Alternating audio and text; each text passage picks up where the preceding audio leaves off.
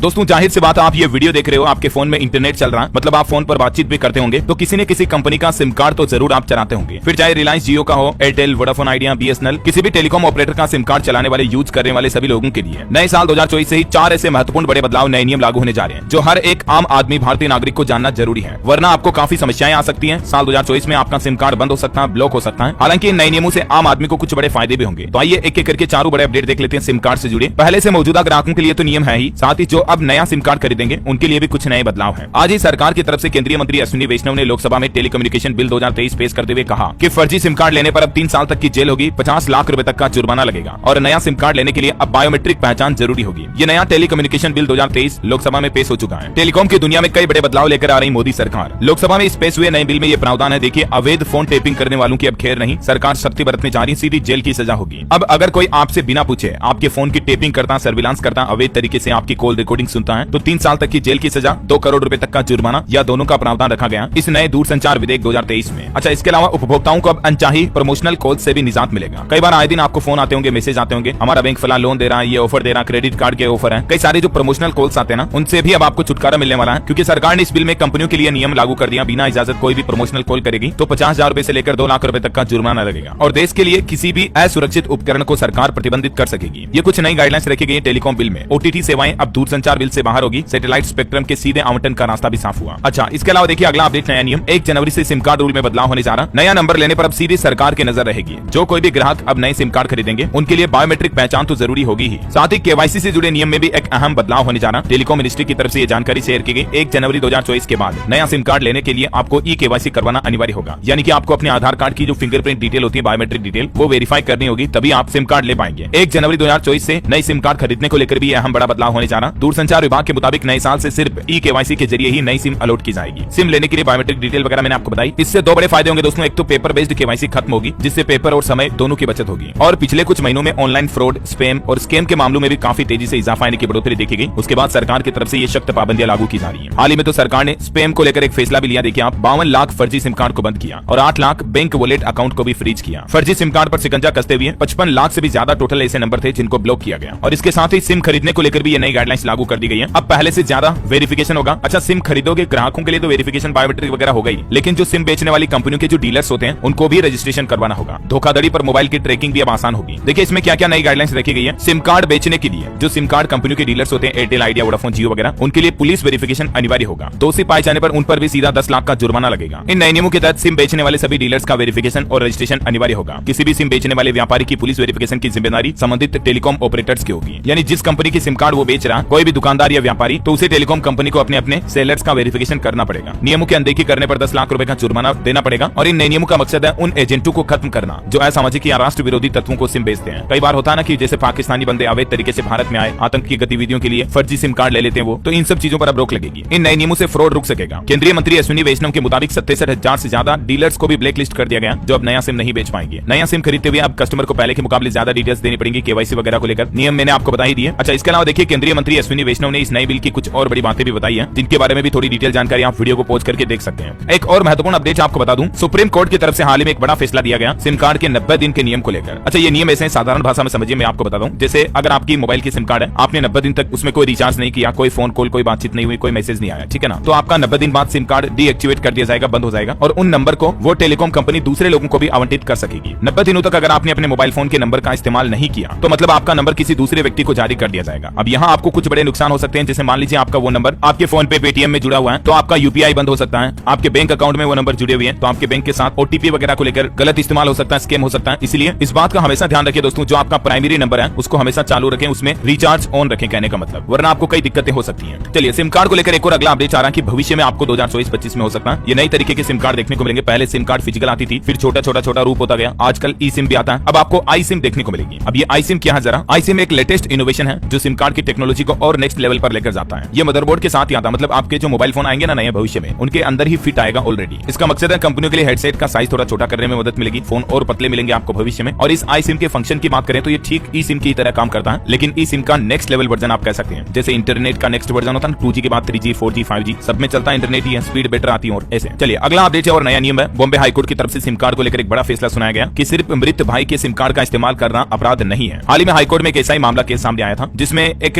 व्यक्ति अपने अपने दिवंगत भाई के सिम कार्ड का उपयोग करता है, ठीक है। तो मृतक की बहन के खिलाफ उस व्यक्ति की विधवा द्वारा उसके दिवंगत भाई के सिम कार्ड का उपयोग करने के लिए आपराधिक विश्वासघात और धोखाधड़ी का आरोप लगाया, केस दर्ज करा दिया। लेकिन जब केस हाईकोर्ट में पहुंचा, सुनवाई हुई, तो हाईकोर्ट ने यही कहा कि अपने मरे हुए भाई के सिम कार्ड का इस्तेमाल करने कोई अपराध नहीं है, ये कोई जुर्म नहीं बढ़ा ऐसा। चलिए अगला अपडेट देखिए। घर बैठे आप ब्लॉक कर सकते हैं अगर आपकी आईडी पर फर्जी सिम कार्ड कोई रजिस्टर्ड है तो। सरकार की तरफ से इसके लिए एक वेब पोर्टल वेबसाइट भी जारी कर रखी है, जिसका एड्रेस भी आप देख सकते हैं, TAFCOP पोर्टल, टेपको पोर्टल बोलते हैं इसे, .dgtelecom.gov.in। जैसे आप इस पोर्टल पर जाओगे या संचार साथी पोर्टल के जरिए भी आपको ये ऑप्शन मिल जाएगा। यहाँ पर आपको दिख रहा होगा no mobile connections in your name. इस पोर्टल के जरिए आप अपने खोए हुए चोरी हुए मोबाइल फोन को भी ब्लॉक कर सकते हैं, आप अपने मोबाइल कनेक्शन की लिस्ट भी जान सकते हैं, ठीक है ना। तो इस पोर्टल पर इस ऑप्शन पर जैसे आप क्लिक करोगे, आपके सामने ये पेज खुलेगा। यहाँ आपको अपना 10 नंबर का मोबाइल नंबर डालना है, यहाँ आपको कैप्चर डालना है, फिर आपके नंबर पर ओटीपी आएगा, वो ओटीपी यहाँ डालना है, ठीक है। जैसे आप ओटीपी डालोगे आपके सामने पूरी लिस्ट आ जाएगी। जैसे ये देख सकते हैं अभी मैंने मेरे मोबाइल नंबर डाले, तो यहाँ पर ये मेरी आईडी पर रजिस्टर्ड कुल कितने नंबर है उनकी पूरी लिस्ट आ रही है। अब मुझे लग रहा है कि मान लीजिए ये नंबर तो यार मैंने कभी खरीदा ही नहीं, तो उस नंबर को आप ब्लॉक कर सकते हैं सिंपली नोट माई नंबर पर क्लिक करके, समझ रहे हो। तो इस तरह से आपकी आईडी से कोई फर्जी सिम कार्ड नहीं चला सकेगा और आपके नाम की फर्जी सिम कार्ड का कोई गलत इस्तेमाल नहीं कर सकेगा। ये सुविधा मतलब सरकार की तरफ से इस पोर्टल के माध्यम से शुरू कर दी है। इसके complete step by step process क्या है ये भी मैंने यहाँ लिख दिया हिंदी में, तो आप वीडियो को पॉज करके देख लीजिएगा। सिंपल इसका मतलब और यूज यही है कि आपके नाम की फर्जी आईडी से कोई सिम कार्ड ना चला रहा हो। कई बार ऐसा होता है ना कि हम दुकान पर सिम कार्ड लेने के लिए जाते हैं, तो दुकानदार क्या करता है, आपको तो सिम कार्ड दे देता है, लेकिन मान लीजिए आपके आधार कार्ड के नाम से और किसी दूसरे को सिम कार्ड दे दिया, तो फिर ये तो हो सकता है ना, क्योंकि आपकी डिटेल, आपका आधार कार्ड, आपका पासपोर्ट फोटो तो उनके पास चला गया। तो सिंपली अब आप इस पोर्टल के जरिए चेक कर पाएंगे, ठीक है, किसके नाम पर कितने सिम कार्ड रजिस्टर्ड है। ये सारी सुविधा सरकार ने इस पोर्टल पर शुरू कर दी है ना। तो दोस्तों ये सिम कार्ड को लेकर 2024 नए साल से कुछ महत्वपूर्ण बड़े बदलाव, नए नियम लागू होने जा रहे थे। मैंने आपको एक साथ कंप्लीट लिस्ट बता दी, A to Z इन्फॉर्मेशन कांच की तरह क्लियरली समझाई और उम्मीद आपको समझ में भी आई होगी। अब भी कोई आपके मन में डाउट है, सवाल है तो क्वेश्चन करके मुझे पूछ सकते हैं।